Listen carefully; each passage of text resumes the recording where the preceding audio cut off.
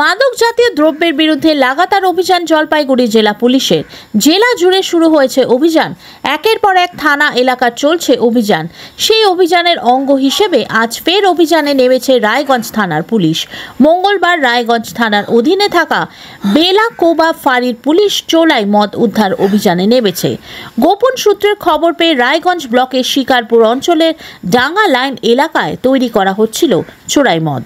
আর সেই চোলাই মদ থেকে হানা দিয়ে চোলাই মদ তৈরির সরঞ্জাম সহ প্রচুর চোলাই মদ নষ্ট করে দেয় পুলিশ। শুধু পুলিশ পৌঁছানোর সঙ্গে সঙ্গে মদের কারবারিরা সেখান থেকে পালিয়ে যায়। এই যে চুলাই হচ্ছে। চুলাই কতদিন থেকে বানাচ্ছে?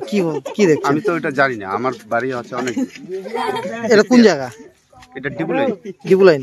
এখানে কি ওই চোলাই মদ বানাচ্ছে? চুলাই এত বানাচ্ছে। চুলাই বানাচ্ছে। এইভাবে চুলাই মদ বানাচ্ছে যে, এতে তো এলাকার তো ক্ষতি হচ্ছে। কি মনে করছেন? ওইটা আমরা এখন কি করে বলবো কার ক্ষতি হচ্ছে কার হয় না। কি দেখলেন এখানে পুলিশ এসে কি করলো? ওই যে তদন্ত করতেছে। কি নাম আপনার? জ্যোতিষ রায়। এই জায়গাটার নাম? ডিবুলাই।